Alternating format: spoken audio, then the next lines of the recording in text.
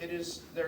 One part of this test is antiquated. Believe it or not, when I was in training, the main indication for the Soto Hall test was for a patient you suspected of fracture. Please let me disabuse you of that notion.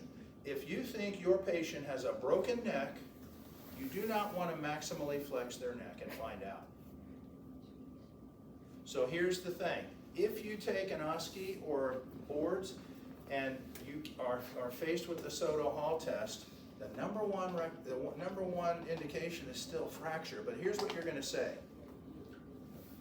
Because I'm such a good student and I read copiously, I know that the books say that it is an indication for fracture, but if I did suspect a patient with fracture, I would not do this test.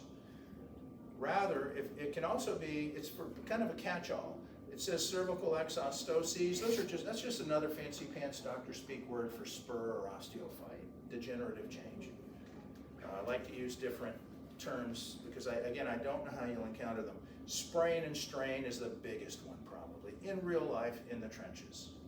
It'll confirm a patient's got a neck injury.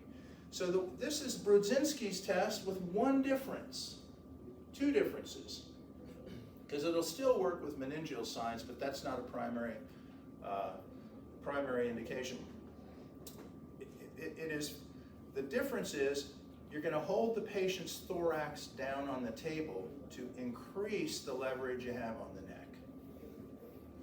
So here's the thing. Let me show you this. This is the most recent textbook for Dr. Evans. Shows him doing this. Two things. Number one, the arms above the head don't mean a hill of beans. You don't have to do that. There is no purpose for doing that.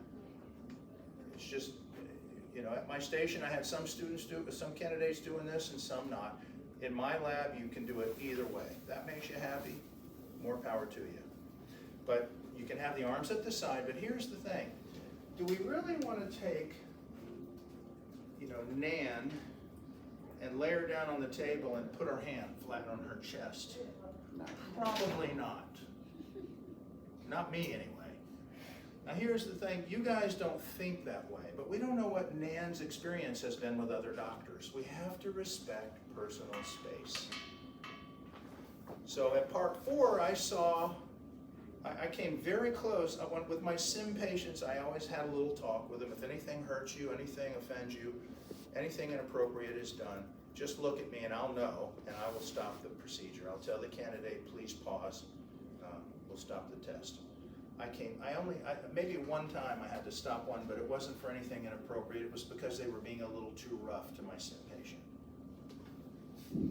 But if I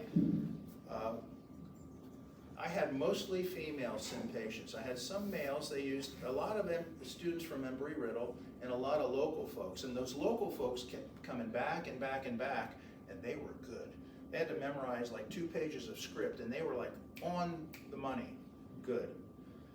But if I were to see somebody come up to my female patient like this, I'd say, please reassess. So what I did see was, it's called a knife edge, which is an acceptable variation, but I would not recommend a knife edge either. Here's the solution, gang. Cross the hands across the chest and put your hand on their arms. The idea is simply to hold their thorax down, so when you see Lindner's test, you're going to see a Brudzinski and a Soto Hall without the thorax held down, and the doctor's lifting that patient up off the table, so his thorax is like 6 inches up off the table. If he didn't have neck pain before, he would after.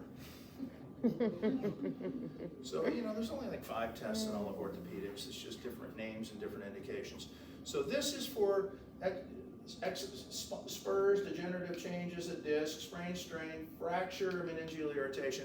So the patient is going to be supine, and you're going to have them cross their arms.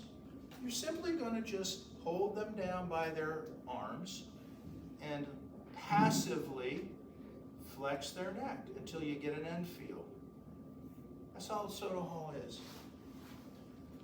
Do you guys wanna practice that, or are you okay with that? I mean, I don't want anybody to feel shortchanged on practice, but it's, you know, we just did, well, we didn't do Brzezinski's because we were gonna do Soto Hall. So let's do Soto Hall, yeah, let's go ahead and do it.